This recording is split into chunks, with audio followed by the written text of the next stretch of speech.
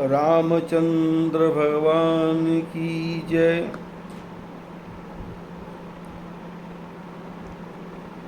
शंकर भगवान के बाएं भाग में पार्वती बैठी हैं और प्रश्न करती हैं, राम कौन?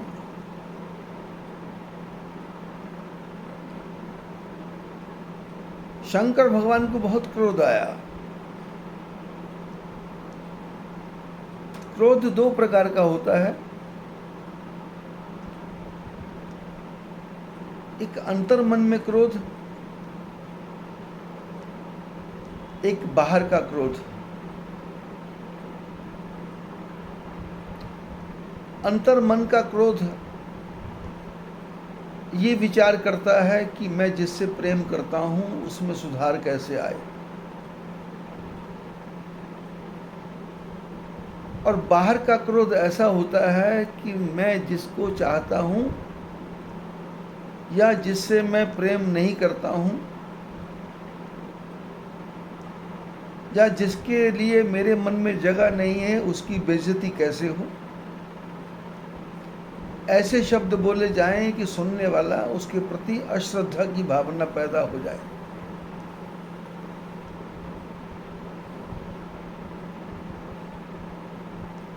जैसे कुम्हार घड़ा बनाता है, कच्ची मिट्टी का घड़ा, लेकिन घड़े को जब गोलाई देनी होती है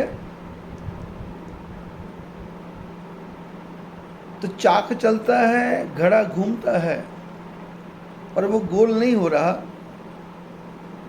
तो कुम्हार को थोड़ा गुस्सा आता है, तो वो घड़े के अंदर कपड़ा गोल गोल बना करके घड़े के अंदर रखता है और बाहर से धीरे धीरे उसको पीटता है।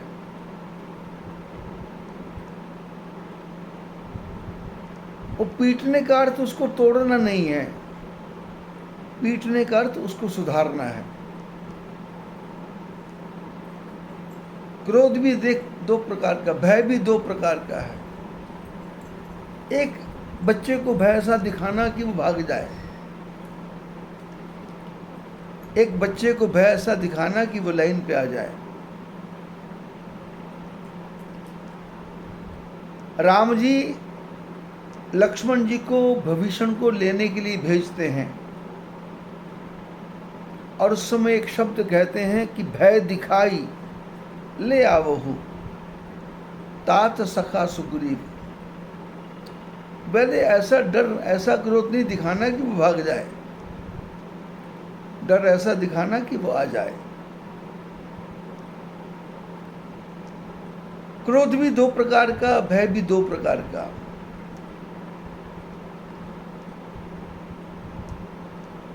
कईयों को झूठी बातें बाल बोलने की आदत होती है कि हम तो सत्य बोलते हैं, हमको तो सच्चा बोलना है, चाहे किसी को बुरा लगे चाहे भला लगे। बोले ऐसी सच्चाई का क्या फायदा जो दूसरे को बुरा लगे, सच भी बोल दो और वो आपकी तरफ अट्रैक्ट हो, आपकी तरफ आए, भागे नहीं जागे। क्रोध से जागता भी है, क्रोध से भागता भी है। भागता कौन है? दुश्मन। भागता कौन है? जिसको हम नहीं चाहते। भागता कौन है? जिसके लिए हमारे मन में कोई भी प्रेम नहीं है। उसकी इंसल्ट करो, उसकी बेइज्जती करो, उसको दुनिया के सामने नंगा करने की कोशिश करो। लेकिन दूसरा क्रोध, मन से क्रोध, आंखों के इशारे से क्रोध।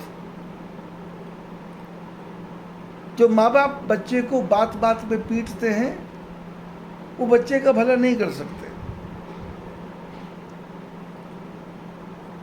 बच्चे के सामने तो आंख का इशारा ही काफी है, वो आंख से ही बैठ जाता है। परशुराम जी के सामने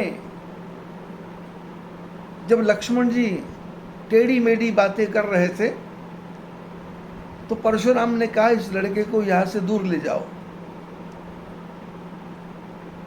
तो भगवान राम ने लक्ष्मण जी को डांटा नहीं। नैन तरे रे राम,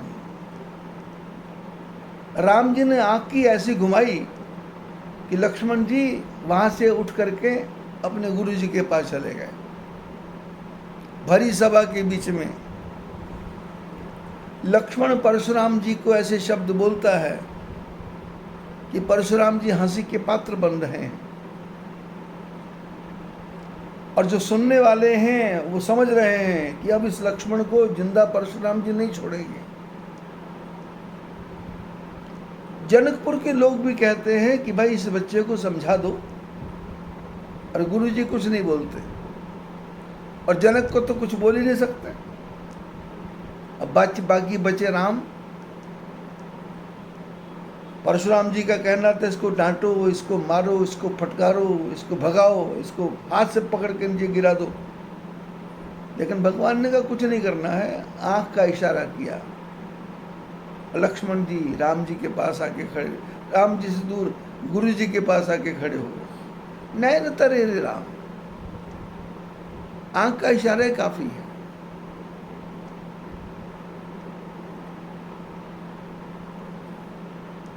पार्वती ने शंकर भगवान से प्रश्न किया। शंकर भगवान को क्रोध इस बात का आया कि भाई तेरे 87,000 साल बीत गए कष्टों में, पर तेरी बुद्धि अब भी ठीक नहीं हुई।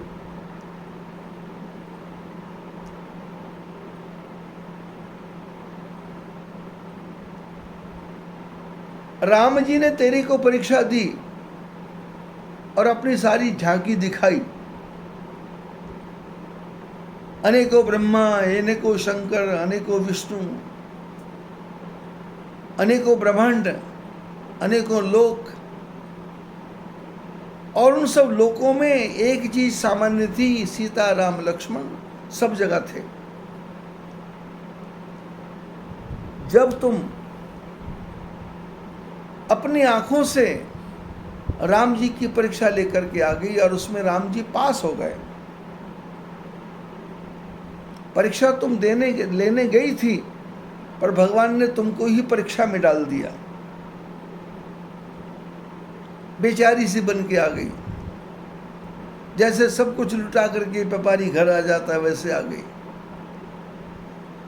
और वहां से आने के बाद भी तेरे मन में ये विचार नहीं आया कि अपने पति के पास जाकर के मेरे को सत्य बोलना है। और उस समय मैंने तुमको कहा था, लीन परीक्षा कवन विधि, कहूँ सत्य सब बात।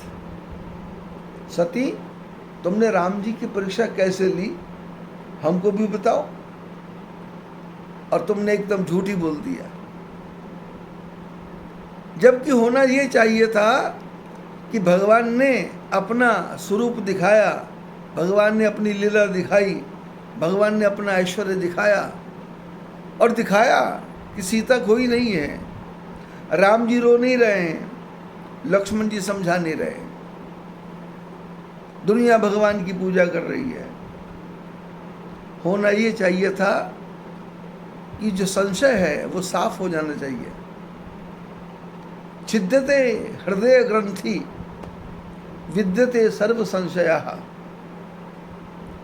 मन के संशय सब दूर हो जाते और मन की ग्रंथियां सब खुल जाती। झूठ, छल, कपट, प्रपंच, धोखा सब खत्म हो जाता। और सती राम जी के पास वापस आई तो आते ही उसको लकड़ी की तरह सीधा हो जाना चाहिए था, सुई के धागे की तरह सीधा हो जाना चाहिए था, लेकिन अंतर कुछ नहीं पड़ा। भगवान शंकर पूछते हैं, कैसे लीन परीक्षा कवन विधि, कहूँ सत्य सब बात, सच सच बोलो। और सती ने तो छूटते ही कहा, झूठ, कछु ना परीक्षा लीन गोसाई। भगवान शंकर को इस बात का भी क्रोध था कि मोरे कहु न संशय जाई, विधि विपरीत भलाई नाही। अरे मैं वो घड़े से पैदा होने वाले कुंभज को समझा के आया हूं। वो समझ गया, कम अकल, बेअकल, निर्बुद्धि, छोटे घड़े में से पैदा होने वाला, उसको अकल आ गई। वो राम जी की कथा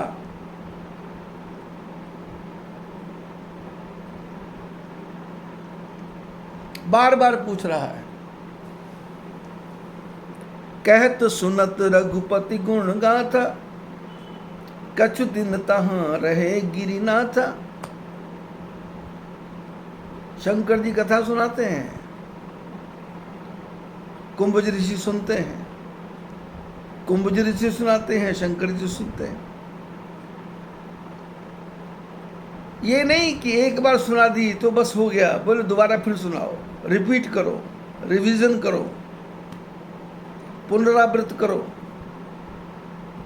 बार बार सुनाओ।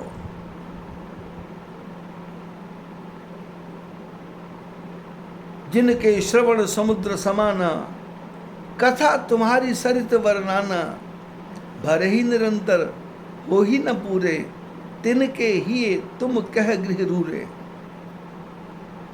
वाल्मीकि कहते हैं, राम जी जिन्होंने अपने कानों को समुद्र बना दिया और तुम्हारी कथाएं नदियों के समान हैं,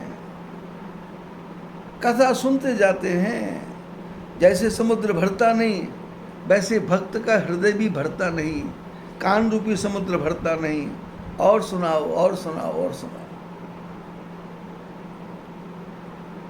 शंकर कुंभज ऋषि को सुधार के आ गए, पर दक्ष की पुत्री को नहीं सुधार पाए। क्रोध इस बात का भी था शंकर जी के मन में,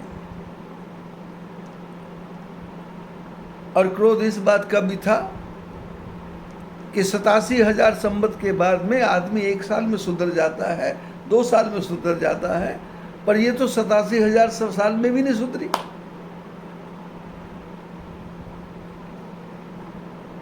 पिताजी के यज्ञ की बात, दक्ष के यज्ञ की बात सुनी तो वहां जाने की तैयारी हो गई। होना ये चाहिए था कि अभी शंकर जी की समाधि खुली है और अभी 2 दिन तो हुए हैं।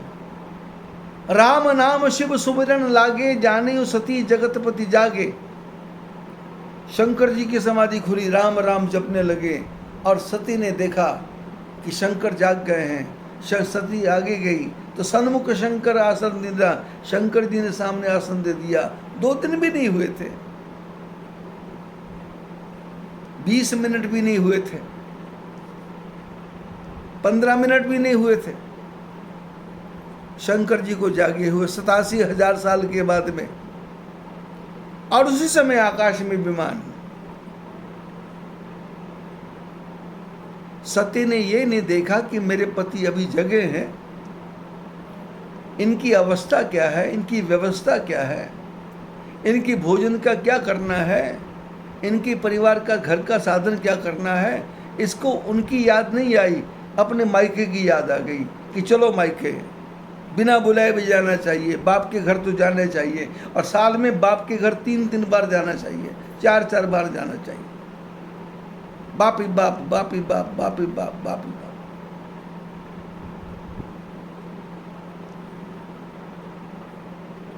शंकर जी को इस बात का भी क्रोध था और मैंने समझाया था कि मत जाओ, पर जब जाने लगी तो फिर मेरे को भगवान का ध्यान आया कि होई है सोई जो राम रचि राखा। चलो छोड़ो, अब भगवान ने जो रच के रखा है वही होगा। और वहां जाकर के जलने की क्या जरूरत थी, यज्ञ को विध्वंस कराने की क्या जरूरत थी, पिता को गालियां देने की क्या जरूरत थी। पिता ने तो बेटी का कन्यादान कर दिया था, पिता का अधिकार खत्म हो गया, अब पति का अधिकार है। सुधारने का काम पति का है, ठीक लाइन पे लाने का काम पति का है, भोजन की व्यवस्था का काम करने का काम पति का है, और पत्नी को ठीक रास्ते बताने का काम पति का है। पिता का काम खत्म हो गया, कन्यादान हुआ। अब दान की गाय के बारे में लोग पूछने नहीं जाते कि दान की गाय कितने दांत हैं, कितने बचे हैं, चारा खाती है नहीं खाती, दूध देती है नहीं दूधती। ब्राह्मण का काम है उसको संभाले। कन्यादान दे दिया, दान दिया, देने लेने वाला कौन? बोले भिखारी। लेकिन दान इतना दिया कि यह भिखारी अमीर हो गया, ऐश्वर्यशाली हो गया।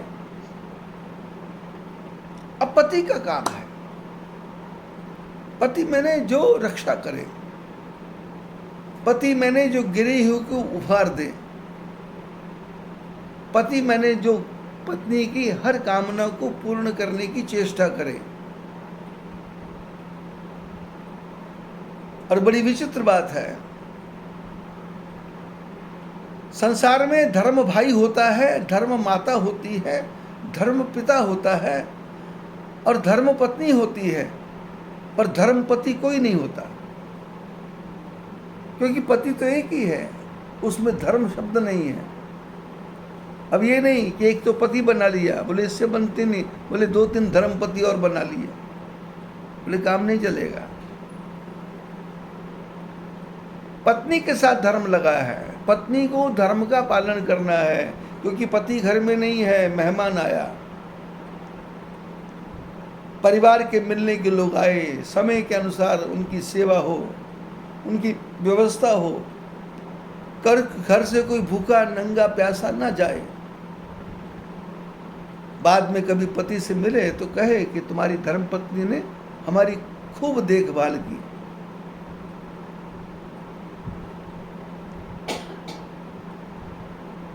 शंकर भगवान को इस बात का भी क्रोध था, इस सती ने ओवर रिएक्ट किया, ओवर एक्शन किया। सभा के बीच में खड़े होकर के पिता की बेइज्जती नहीं करनी चाहिए थी,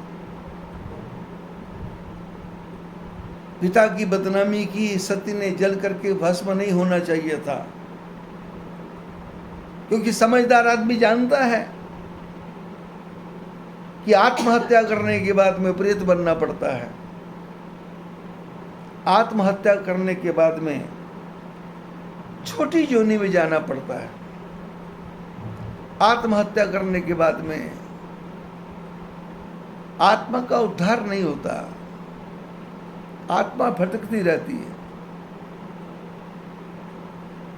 ये दक्ष की पुत्री थी, बुद्धिमान आदमी की, और शंकर भगवान की पत्नी थी। इसने आत्महत्या के बारे में सोचा ही क्यों? शंकर जी को इस बात पर क्रोध आ रहा था। ये आज की जो कथा चल रही है, ये मैंने आज तक कभी ना सुनी है, ना मैंने कभी इस पॉइंट पे विचार किया था, लेकिन आज विचित्र विचार आ रहे हैं, नई नई बातें आ रही हैं, और जो तथ्य है उन बातों की तरफ ध्यान जा रहा है। तथ्य क्या है? क्रोध। क्रोध किस पे? बोले अपने पे क्रोध, अपने आदमी पे क्रोध या अपने आप पे क्रोध? बोले अपने आदमी पे क्रोध करना है या अपने आप पे क्रोध करना है? बोले पहले तो अपने आप पे क्रोध करे कि मैं इसको सुधार क्यों नहीं पाया, मेरे में क्या कमी थी,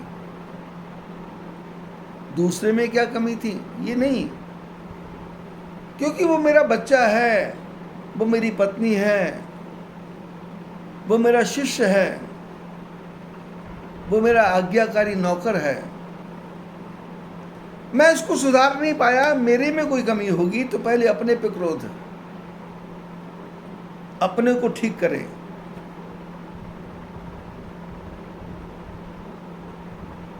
क्रोध भयंकर है, और संसार में जहर भी भयंकर है,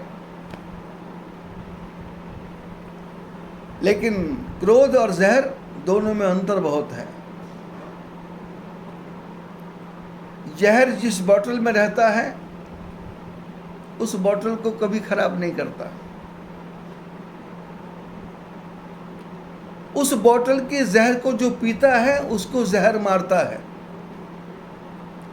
और क्रोध जिस बोतल में रहता है, जिस आदमी के अंदर रहता है, पहले उसको खोखला करता है, दिमाग घुमाता है, बीपी हाई करता है, हाथ पैर कांपने लग जाते हैं, ओंठ फड़फड़ाने लग जाते हैं, मार दूंगा, जान ले लूंगा, काट दूंगा, हजारों टुकड़े कर दूंगा। कर नहीं रहा पर मन चल रहा है। जिस शीशे में क्रोध रहता है पहले उसको फूंकता है और बाद में वो क्रोध जिसके ऊपर गिरता है उसको भी जला के भस्म कर देता है। संतों ने कहा आपको क्रोध आया तो किस पे क्रोध? दूसरे पे नहीं। बच्चा कहना नहीं मानता, क्यों नहीं मानता? उसके पीछे आप कारण हैं। बच्चा तो आंख का इशारा समझता है। बच्चे की बात छोड़ो, घर में रहने वाला कुत्ता भी आंख का इशारा समझता है। 4 दिन पहले हम किसी के घर गए भोजन करने, उनके यहाँ बिल्ली थी। बिल्ली के 3 बच्चे। आंधी आ रही थी, तूफान आ रहा था, तो घर के मालिकन ने सोचा बिल्ली के बच्चों को रहने के लिए सेपरेट जगह कर दें। लेकिन वो इतना सोच ही नहीं थी, तो बिल्ली ने तो अपने आप ही अपने बच्चों को ठीक जगह रख दिया, कूलर के नीचे छुपा के रख दिया। ये ढूंढ रहे हैं घर के मालिक, बिल्ली का बच्चे कहाँ गए। और वो तो बच्चों की आवाज़ तो वहाँ से आ रही। परिवार का बेटा बाहर से आया, बिल्ली ने अपने बच्चों को दूध पिलाना होगा तो पहले बिल्ली दूध पिएगी तो बच्चे दूध पिएंगे। बिल्ली को पता है घर का कोई भी आदमी हमको भोजन नहीं देता, वो जो घर का बच्चा है वही देता है। जैसे उसने उसके पैरों की आवाज़ सुनी, उसने अपनी आवाज़ में बोलना शुरू कर दिया। ये गया और जाकर के रख दिया कटोरा, वो खा पी के चली गई। आंख के इशारे को तो बिल्ली भी समझती है, पर आदमी का बच्चा नहीं समझता। क्यों? जो समझाना चाहता है वो स्वयं ही समझदार नहीं है। शंकर जी के मन में क्रोध, इस क्रोध को छुपाने के लिए, ठीक करने के लिए शंकर भगवान ने 87,000 साल तक तप किया कि मैं अपने मन के क्रोध को शांत कर लूं। और फिर तो शंकर भगवान आ गए। राम कीन चाहे सिसोई हुई, करे अन्यथा असने कोई। सती परीक्षा लेने जाती है, भगवान बोले जाने दो। सती वापस आती है, झूठ बोलती है, शंकर बोलते जाने दो। पार्वती का जन्म लेने उसी दक्ष पुत्री अपने पिता के घर जाती है। शंकर बोलते हैं होई है सोई जो राम रच राखा, जो राम रखेगा वही ठीक है। मैं कालिम्पोंग डिस्ट्रिक्ट दार्जिलिंग में गया सत्संग करने, तो जिस धर्मशाला में रुका था उसके सामने फिलिप्स वालों की रेडियो की कंपनी थी। अग्रवाल समाज थे। उनकी बूढ़ी सास परिवार में शरबती बाई प्रातःकाल 7 बजे मेरे लिए लोटे में चाय भर कर ले आती, सीढ़ियाँ चढ़ के आती बूढ़ी माँ, और मैं अपनी पूजा में बैठा होता, आकर के मेरी गद्दी के सामने वो रख देती चाय। अब लोटा भर के चाय है, कटोरी साथ में है। धीरे धीरे चाय पीते और 2, 3, 4, 5, 6 दिन के बाद में धीरे धीरे हम खुल गए आपस में। मैं बच्चा, वो बुढ़िया। मजाक मजाक में मैंने एक दिन कह दिया कि तुम्हारी बहू तो ठीक नहीं है। तो उसके मुंह से एक ही शब्द निकलता था कि सांवरिया भला करेगा, बस इतना शब्द। सांवरियो भलो करसी, सांवरिया भला करेगा। कोई भी बात करें, सांवरिया भला करेगा। हमेशा मुस्कुराते रहना। मुंह में देख दो दांत थे वो दिखाई देते थे, लेकिन रोज आना। क्रोध किस पर? बोले बेगाने पर। बोले बेगाना कौन है? बोले पराया। बोले पराया कौन है? कोई भी तो पराया नहीं है। क्यों? ब्रह्मा की मैं संतान, और सारी सृष्टि ही ब्रह्मा की संतान। पेड़ पौधे भी ब्रह्मा की संतान। तो किससे बांधूं बैर? जगत में कोई नहीं पराया। हर एक जीव में प्रतिबिंबित है उसी ब्रह्म की छाया। अरे किससे बैर करूं मैं? कोई भी तो पराया नहीं है। बोले सामने वाले को तुम्हारे पे क्रोध आ रहा है। बोले उसको आ रहा है तो आने दो। उसकी आंखों से दिखता नहीं होगा, उसको नयन का दोष होगा, उसकी देखने की शक्ति नहीं होगी, पर मैं तो एज इट इज हूं। मेरे में तो कोई परिवर्तन नहीं है। क्रोध उसको आ रहा है तो उसको देख करके मैं क्रोधित क्यों हूं, मैं गुस्से में क्यों आऊं?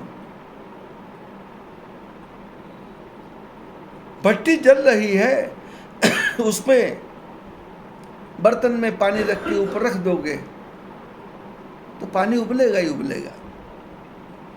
भट्टी जल रही है, पतीले में पानी डाल के भट्टी से 10 कदम दूर रखो, उबाल आएगा ही नहीं आएगा। दूसरे के रंग में तुम क्यों रंग रहे हो, और दूसरे को अपने रंग में क्यों रंगना चाहते हो? मैं जो चाहूं वैसे ही करो, ऐसा क्यों चाहते हो? और वो जो चाहता है वो मैं करूं, ऐसा भी क्यों होने देते हो? क्योंकि आप जो हैं वो आप हैं, वो है। और भगवान ने बनाते समय दोनों को कह के भेजा कि तुम्हारे जैसा संसार में कोई नहीं है, पूरे विश्व में छांट मारना कोई नहीं है।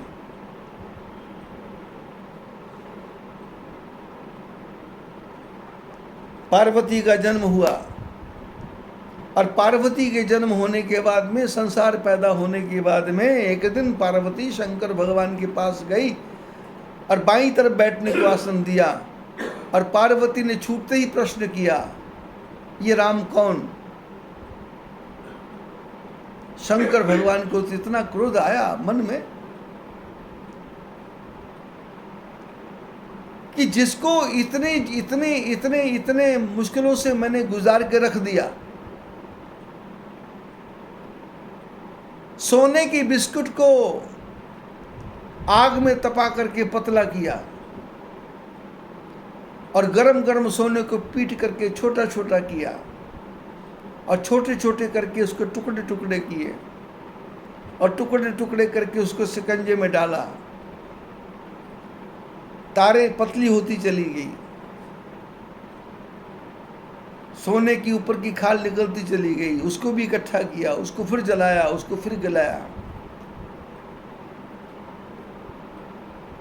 टांके लगाने के बाद में, सजाने के बाद में, वो सोना कान के बीच में लटक गया, गर्दन में आ गया, कमर में लटक गया। सोने की बिस्कुटों को कौन लटकाता है? पर सोना मार पीट खा करके जब स्वर्ण का आभूषण बनता है तो वो राजमुकुट बन जाता है, सर का ताज बन जाता है।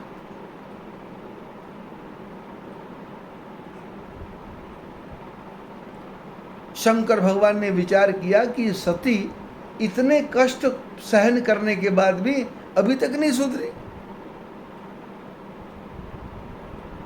तो सती ने तो सिर्फ, पार्वती ने तो सिर्फ प्रश्न किया कि राम कवन प्रभु पूछो तो ही, कहिए बुझाई कृपा निधि मोही। ये कहाँ राम कौन है, मेरे को बताओ। और शंकर जी ने तो गालियां देना शुरू कर दिया, अंध अभागी, काई विषय मुकुर मन लागी, मुकुर मलिन अर नयन बिहीना, राम रूप देखे कि मिदीना। अज्ञ अकोविद, मूर्ख है, अकोविद है, अंधा है, अभागी है। और 32 गालियां देने के बाद में शंकर जी ने कहा कि पार्वती स्वप्ने तब मन माही। बोले पार्वती तुमने राम जी के बारे में पूछा, पर मेरे को लगता है कि तेरे तो सपने में भी राम जी के प्रति कोई प्रश्न है ही नहीं। राम कृपा ते पार्वती स्वप्ने तब मन माही। बोले भगवान की कृपा से तेरे मन में शोक मोह संदोह भ्रम मम विचार कछु नाही। ना तेरे मन में राम जी के प्रति शोक है, ना संदेह है, न भ्रम है, ऐसा मेरे को विश्वास है।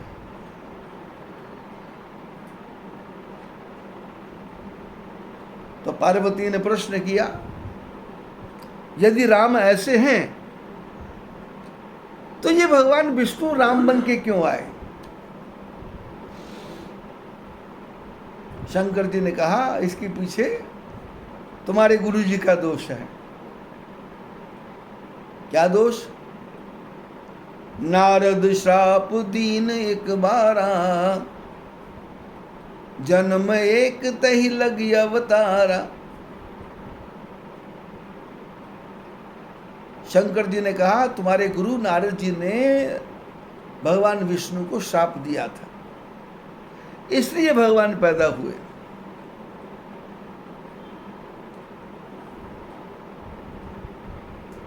शंकर जी की बात सुनकर के पार्वती तो अंदर से घबरा गई। बोले श्राप वो देता है जो मूर्ख होता है, श्राप वो देता है जो अनजान होता है, श्राप वो होता है जो उच्छृंखल होता है। और मेरे गुरु तो वो तो ज्ञानी है। कारण कवन श्राप मुनि दीना, काय अपराध रमापति कीना। यह प्रसंग मोहि कहु पुरारी, मुनि मन मोह आचरज भारी। कोई आदमी किसी से जाके बात करे कि हमारे घर में जो महात्मा जी आए हैं उनको गुस्सा बड़ा आता है, तो घर के लोग कहते हैं कि हमारे घर में तो 15 साल से आ रहे हैं, हमने तो आज तक गुस्सा कभी देखा ही नहीं। तुमको कहां से गुस्सा दिखाई दे गया? वो तो बच्चे के साथ बच्चा बन जाते हैं, बूढ़े के साथ बूढ़ा बन जाते हैं, गरीब के साथ गरीब बन जाते हैं, अमीर के साथ अमीर बन जाते हैं। वो तो भोजन भी हमारे साथ बैठ के करते हैं।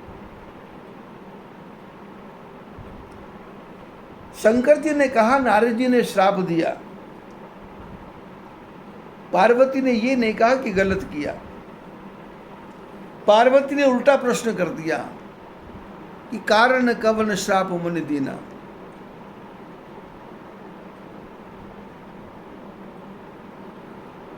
क्या कारण था जो महात्मा जी ने श्राप दिया? और का अपराध रमापति कीना, विष्णु भगवान ने कौन सा अपराध किया?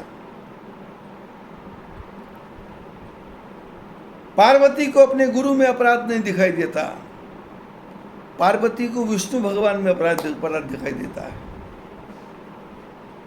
और पार्वती ने कहा ये प्रसंग मोहि कहो पुरारी, ये कथा मेरे को सुनाओ।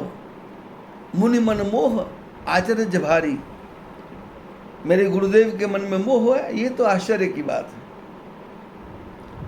बोले बिहसी महेश तब ज्ञानी मूढ़ न कोय, यही क्षण रघुपति करहि जस, सोतहि तत्क्षण होय।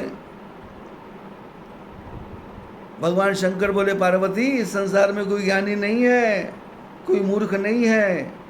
भगवान जिसको ज्ञानी बनाता है वो ज्ञानी हो जाता है, भगवान जिसको मूर्ख बनाता है वो तत्क्षण उसी क्षण मूर्ख हो जाता है, 1 सेकंड का समय नहीं लगता।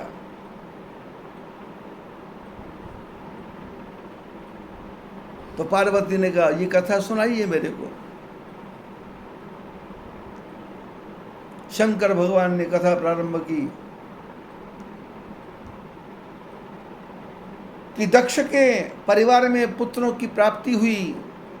ब्रह्मा जी ने दक्ष की ड्यूटी लगाई कि संसार का विस्तार करना है, ज्यादा से ज्यादा पुत्र होने चाहिए।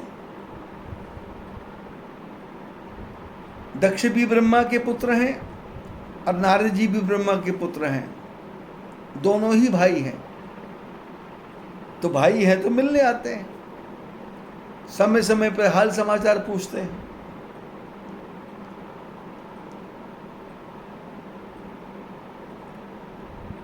दक्ष के यहाँ संतानें मिली, संतानें प्राप्त हुई। नारद जी घूमते घूमते दक्ष के पास आए, दक्ष ने स्वागत किया।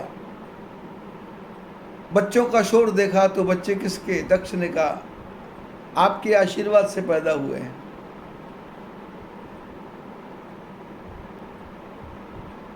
नारद जी ने देखा तो बच्चे चाचा जी कहते कहते भाग के आए। अब चाचा जी के पास तो एक ही ज्ञान है, भगवान का ज्ञान। सत्संग किया, भगवान का ज्ञान दिया और संसार के बारे में बताया कि संसार में कुछ भी लेना देना नहीं है, ये सब मतलब का संसार। प्रभु की यही पार्लियामेंट हर दिल में ये रह करके देता है जजमेंट। प्रभु की यही पार्लियामेंट। जैसे कर्म कुकर्म करोगे भला बुरा बल तुम ही भरोगे। जग है जेल जीव को जज का, ऑर्डर है अर्जेंट। प्रभु की यही पार्लियामेंट, भगवान का यही जजमेंट है, भगवान की यही लोक अदालत है। जैसा कर्म कुकर्म करोगे भला बुरा बल फल तुम ही भरोगे। संसार जेल है और परमात्मा जज है।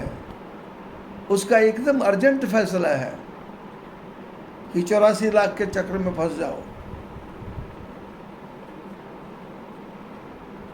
नारद जी ने बच्चों को ज्ञान दिया। नारद जी सब सामान उठा करके जंगल में चले गए। घर खाली, शहर खाली, नगर खाली। दक्ष आए, नारद से पूछा बच्चे? बोले बच्चे बचे ही नहीं। क्या बना? बोले बच्चे बूढ़े हो गए एकदम। बोले हाँ कैसे? बोले ज्ञान आ गया। बूढ़ा कौन? जिसको ज्ञान आए। बूढ़ा कौन? जिसको समझ आए। बूढ़ा कौन? जिसको अक्ल आए। बोले 5 साल में? बोले अक्ल तो 1 सेकंड में आ जाती है। अकल लेने वाला चाहिए, पर अकल बांटने वाले को अकल कहाँ से आएगी? जो स्वयं ही कहता कि मैं ही बांट सकता अकल, मेरे पास ही ज्यादा ध्यान है, वो क्या अकल देगा, क्या कर लेगा?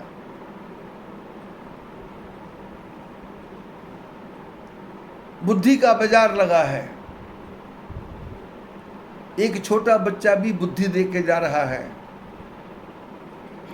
एक छोटी कीड़ी भी अकल दे के जा रही है।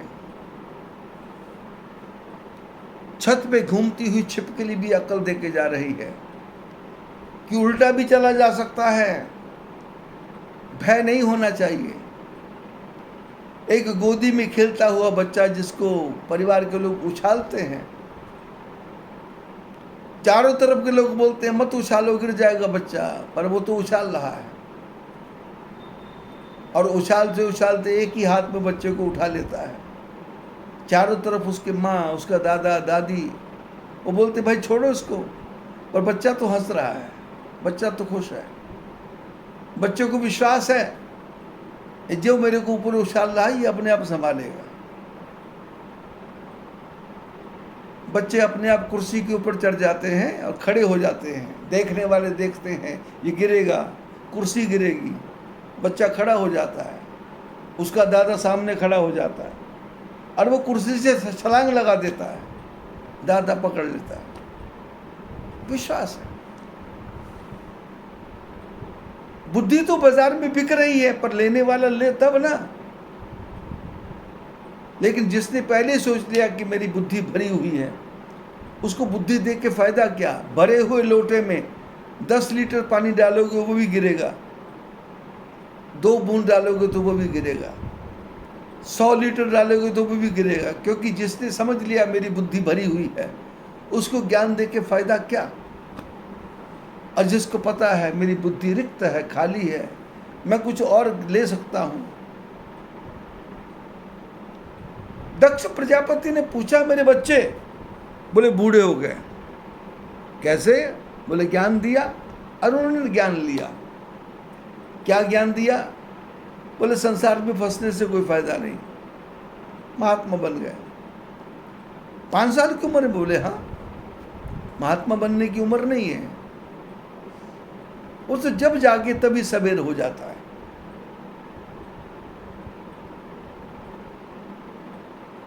दोबारा सृष्टि की रचना की, नारद जी ने वही कांड किया। तिवारा सृष्टि की रचना की, नारद जी ने वही कांड किया। अब तो दक्ष प्रजापति को लगा कि ये सुधरने वाला नहीं है, इसलिए इसको ऐसा श्राप दो कि ज़्यादा टिके नहीं। आधा घंटा, 1 घंटा, 2 घंटा, बस ज़्यादा नहीं।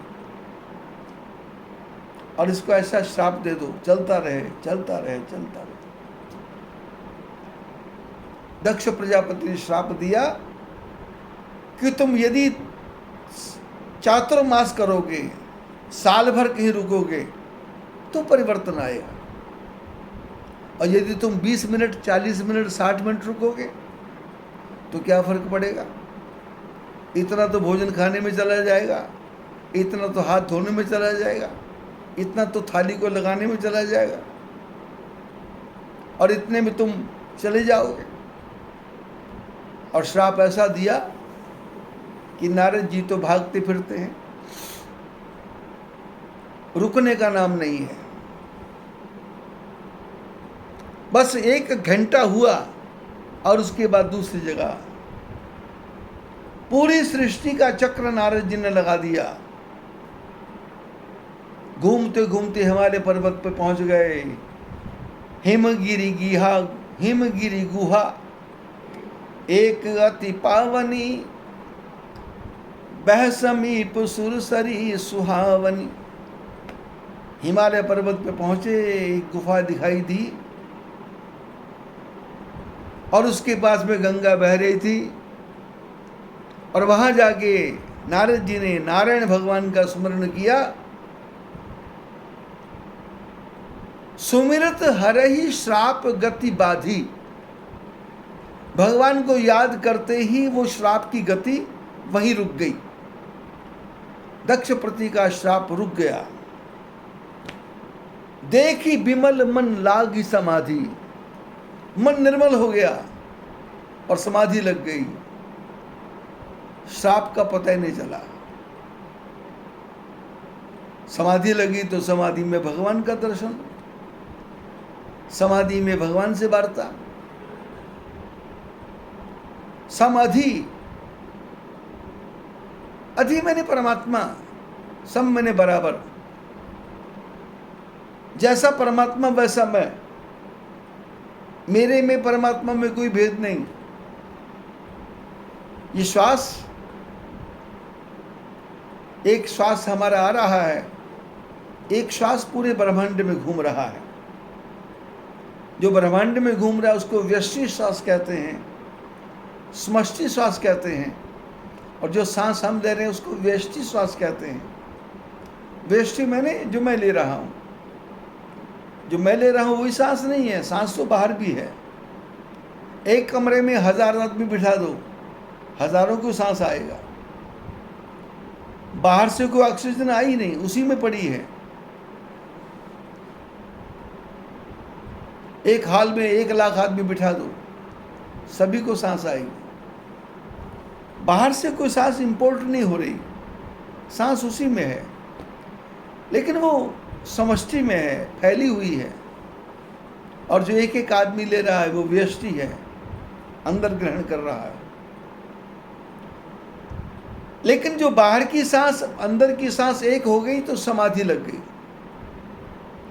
अब सांस लेना नहीं है, सांस छोड़ना भी नहीं है, अब सांस रोकना है। सांस रुक गया, आदमी कोमा में चला जाता है, जिसको कोमा भाषा बोलते हैं, समाधि। लोग कोमा में जाने से डरते हैं, हार्ट बीट बंद नहीं होती,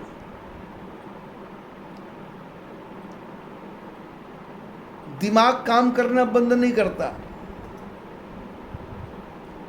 किडनी काम करना बंद नहीं करती, शरीर के ऑर्गन्स काम करना बंद नहीं करते, लेकिन एक ही चीज काम करना बंद कर देती है, जो दिमाग है वो सो जाता है। दिमाग सो गया तो कोमा में चला गया।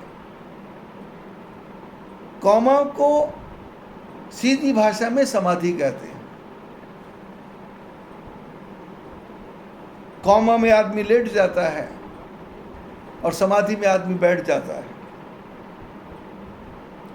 कभी बैठे बैठे ही उसका सिर पैरों के साथ लग जाता है, लेकिन वो समाधि में है।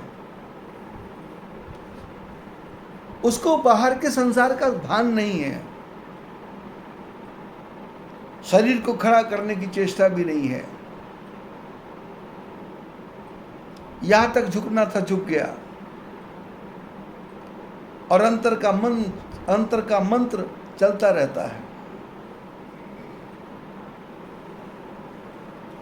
हिमगिरि गुहा एक अति पावनी, बह समीप सुर सरी सुहावनी, सुमिरत हरहि श्राप गतिवाधी, देखी विमल मन लागी समाधि। समाधि लग गई, और कितने साल समाधि लगी रही पता ही नहीं चला। नारद जी को तो पता नहीं चला, पर इंद्र को पता लग गया कि धरती पे कोई नारद नाम का आदमी समाधि लगा के बैठा है, और ये समाधि लगाएगा। समाधि लगाने के बाद इसका पुण्य ज़्यादा हो जाएगा, पुण्य ज़्यादा होने के बाद में इसके पास धन भी आएगा, संपत्ति भी आएगी, ऐश्वर्य भी आएगा, शक्तियाँ भी आएंगी, संसार के लोग इसका आज्ञाकारी हो जाएंगे, इसको महान यज्ञों का फल मिलेगा, और यज्ञों का फल मिलने के बाद में ये तो इंद्र की गद्दी पे आके बैठ जाएगा। ये इंद्र की गद्दी पे ना आए, इसको रोको। कामदेव को बुलाया गया, नारद जी ने समाधि लगाई है, वो सामने दिखाई दे रहे हैं, इनकी समाधि को जाके खोलो। कामदेव ने कहा एक बार शंकर जी की समाधि खोली थी, अब इस नारद जी की खोलो। ये अलग अलग कल्पों की अलग अलग कथाएं हैं। एक कल्प में शंकर जी की समाधि खोली, एक कल्प में नारद जी की समाधि खोली, क्योंकि रामायण में लिखा है हरि अनंत, हरि कथा अनंता। भगवान अनंत है और भगवान की कथा भी अनंत है। कथा सुनते सुनते हमारे आपके मन में प्रश्न आ जाता है कि शंकर जी की समाधि खोली, कामदेव भस्म हो गया, ये दूसरा कामदेव कहाँ आ गया? बोले ये एक युग की कथा नहीं है, ये दूसरे युग की कथा है।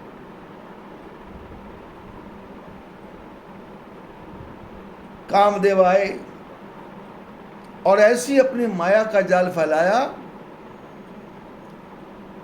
भय काम बस जोगी से सब। बोले योगी लोग काम के बस में हो गए। बोले मनुष्यों की तो बात ही क्या है। लताएं पेड़ पर चढ़ने लग गई,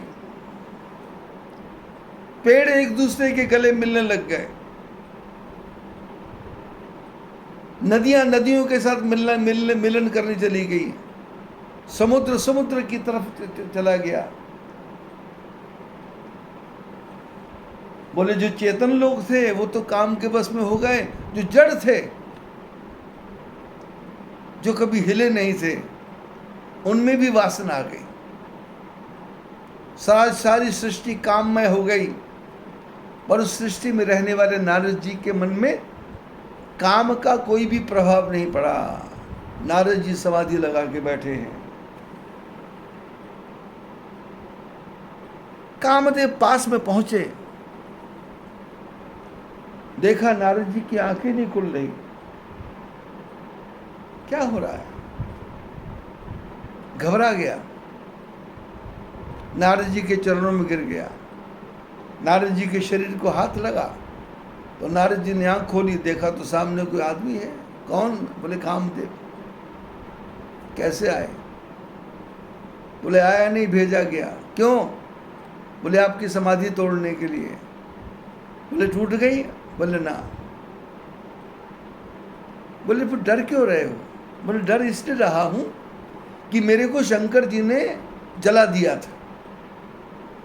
मेरे को याद है एक कल्प में, कहीं आप भी ना जला दो। नारद जी ने कहा हम आपको क्यों जलाएंगे? आपने हमारा क्या बिगाड़ा?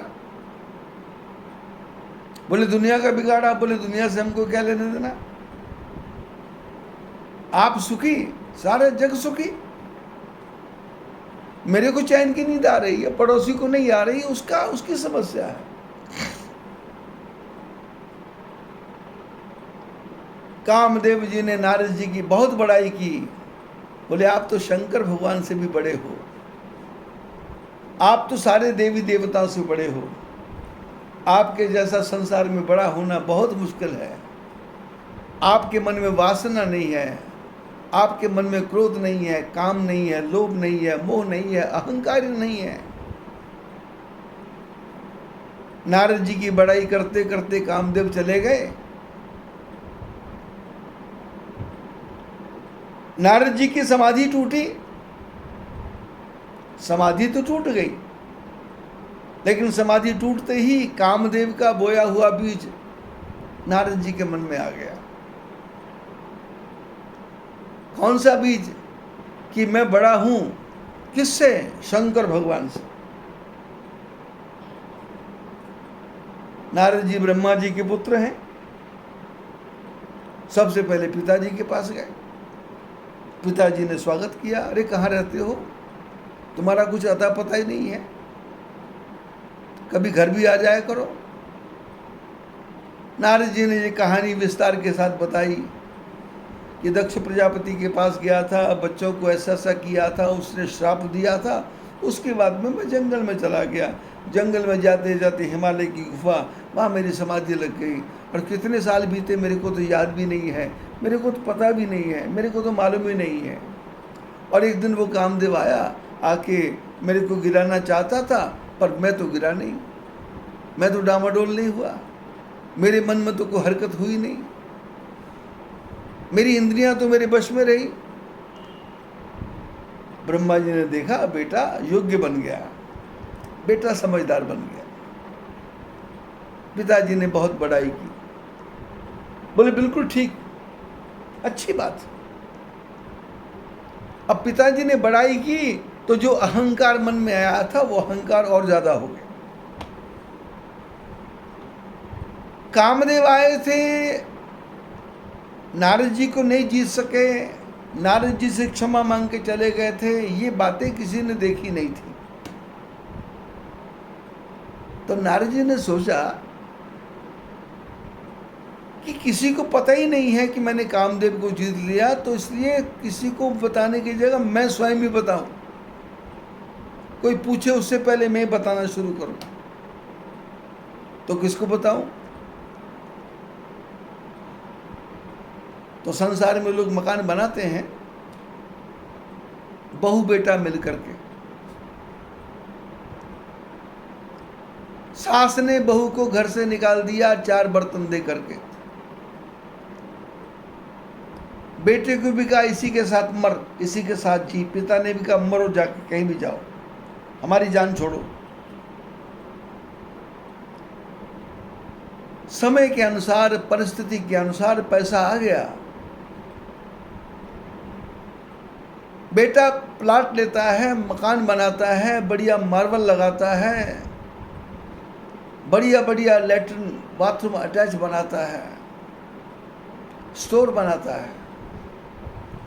दुनिया को बुलाए ना बुलाए पर बूढ़ी सास को जरूर बुलाते हैं बहू कि मम्मी जी देखो ये हमारा किचन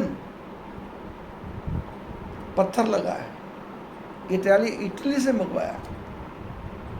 ये हमारा टेबल देखो, इसका कांच इटली का है, कितने का होगा ये? अब बूढ़ी माँ कहती है 12-13 हजार का। बोले नहीं, 2,27,000 का है ये। 2,27,000। माँ के मन में खुशी होती है, पर बहू दिखाना चाहती है कि तुमने तो हमको नंगा भेजा था, पर हमने ताकत लगा के कितना बढ़िया बनाया।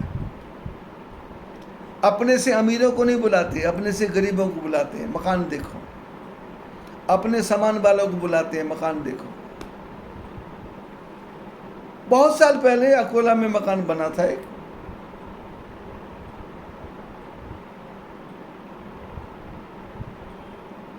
परिवार के भाई लोग, गांव के सब लोग देखने आ रहे थे, और उसमें से 2 भाई तो इसी काम में लगे हुए थे। हर आने जाने वाले को बाहर से लुक देखो, अंदर से सीढ़ी का लुक देखो, और अंदर से अंदर जो आदमी बैठा है उसको सब बाहर दिखाई देता, बाहर वाले को अंदर नहीं दिखाई देता। आप देखो जरा, ध्यान से देखो, और बाहर बगीचा देखो, और अंदर ये बैठने की साइड देखो। अंदर लोग बैठे हैं पर बाहर वाले को पता नहीं लगेगा। और भगवान का ओटा देखो, लोग देख रहे थे, रुक नहीं रहे थे, चलते जा रहे थे। और ये परिवार के जो भाई लोग हैं, ये बार बार ऊपर जा रहे हैं, नीचे जा रहे हैं, ऊपर जा रहे हैं, नीचे जा रहे हैं, ऊपर जा रहे हैं, नीचे जा रहे हैं। और आने वालों का ध्यान, खाना कहाँ है, समोसे कहाँ हैं, इडली कहाँ है, डोसा कहाँ है, पानी पूड़ी कहाँ है, और खा खा के वो हाथ में इन्वॉल्व दे दे के जा रहे थे। और ये घर के लोग दिखाने में खुश हैं, देख लो क्या था हमारा जीवन, हम भाई क्या थे, हमारे पिताजी क्या थे। लेकिन आज कितना बड़ा हो गया।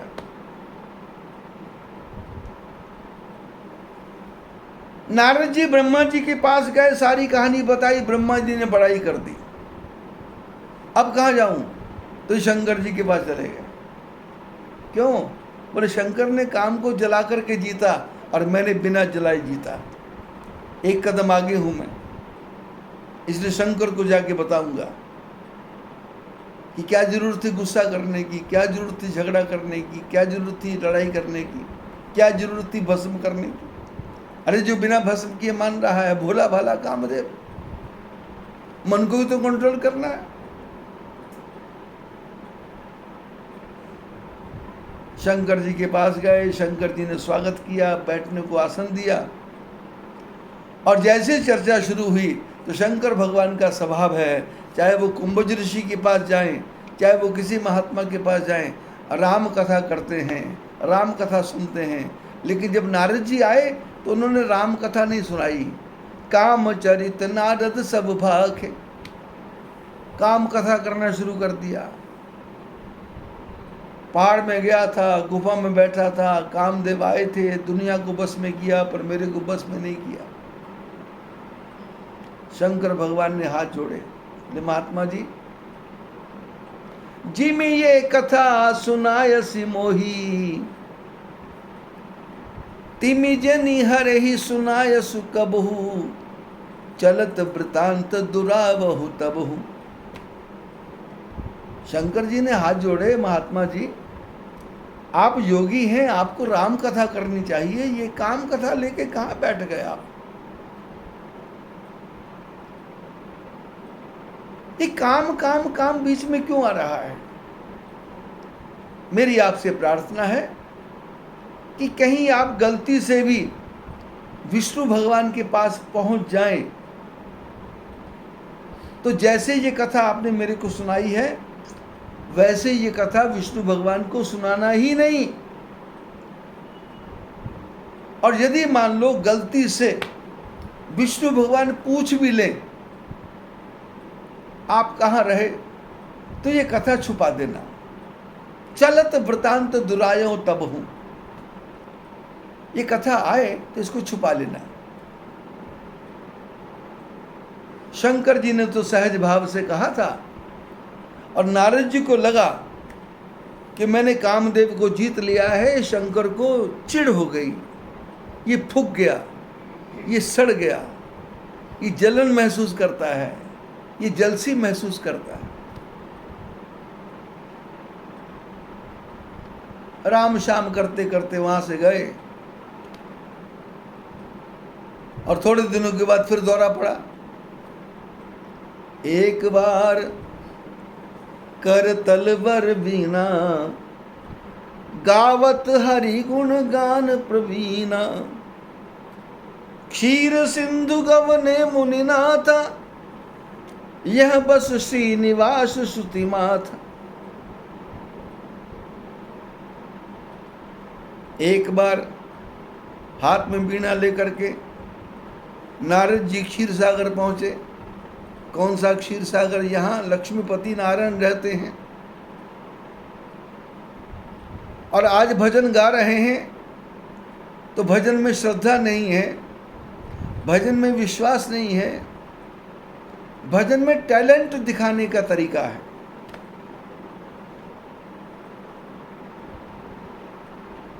कि मेरी आवाज कितनी सुंदर, मैं बाजा कैसे बजा सकता हूँ, मैं बीणा भी बजा सकता हूँ, मैं ढोलकी भी बजा सकता हूँ, मैं गिटार भी बजा सकता हूँ। टैलेंट दिखाना अलग बात, श्रद्धा दिखाना अलग बात। हमारा शिष्य है लालू, जब उसको भगवान की भक्ति का उमंग आता है तो उसको पता चलता नहीं कि मेरी आवाज खरखरी है या भरभरी है, ढोलकी की तान कहाँ जा रही है, कहाँ नहीं जा रही है।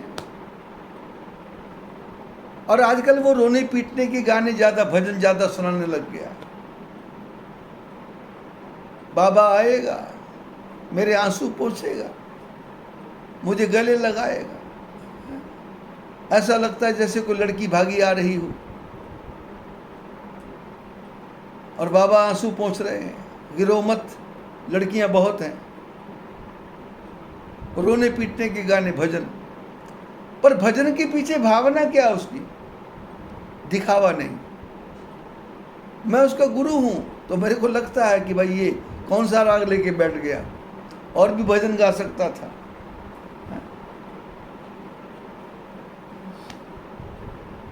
तेरे को माने गुजरात, तने मारो माने मारवाड़। बोलते हिला हिलो हिलो हिलो हिलो हिलो जी। अभी ऊपर कथा करने के लिए नीचे आ रहा था तो ये भजन मेरे दिमाग में घूम रहा था कि तेरे को पूरा मारवाड़ मानता है, तेरे को पूरा गुजरात जानता है, तेरे को पूरा राजस्थान जानता है। जब सब जानते हैं तो मेरे दिल की बात भी तुम सुनो। बोले क्या? बोले मेरे आंसू पोंछेगा, मुझे गले लगाए। मन में छल कपट नहीं है, मन में प्रेम है, और प्रेम में तान कहाँ जा रही है। मीरा भजन गाती थी, हजारों लोग उसके साथ भजन गाते थे। एक आदमी हाथ में तख्ती लेकर के बोल रहा है, बता रहा लोगों को कि ताल से गाओ, ताल से गाओ, ताल से गाओ। मीरा ने कहा ताल से नहीं गाओ, प्रेम से गाओ। वो चाहे गधे की आवाज है, चाहे गला फटा हुआ है, पर गाओ, पर प्रेम से गाओ, सुर ताल नहीं। बच्चा रोता है तो सुर ताल में नहीं रोता, माँ को पता है भूख लगी है। बच्चा हंसता है तो सुर ताल में नहीं हंसता, माँ को पता है कि बच्चे का पेट भर गया। 2 मिनट उठा के गले से लगाना है, पीठ को थोड़ा थपथपाना है, दूध नीचे चला जाएगा, झूले में डाल देना है, झूले को हिलाना है, वो सो जाएगा। माँ भी हाँ करती है, और बच्चा भी उसके साथ हाँ करने लग जाता है, क्योंकि जो माँ बोल रही है, बच्चा समझता है कि मेरे सोने का ये ट्यून है, और वो भी अपनी तरफ से आवाज़ देता है कि हाँ जो तू बोल रही मैं समझ गया। और माँ भी देखती समझ गया, दादी भी देखती समझ गए, सब लोग बोलते अब सोने का समय आ गया इसका, सो गया।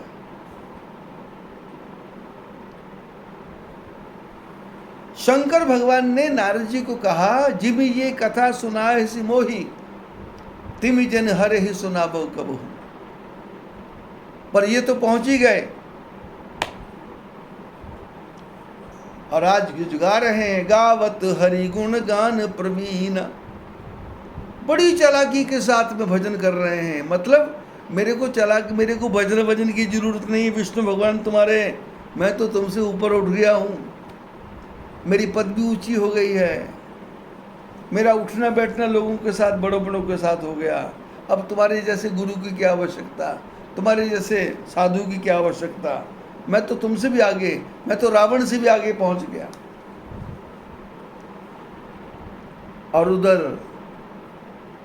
क्षीर सागर में भगवान विष्णु लेटे हुए हैं, पार्वती चरण दबा रही है, वो विष्णु भगवान तो सच्चिदानंद हैं।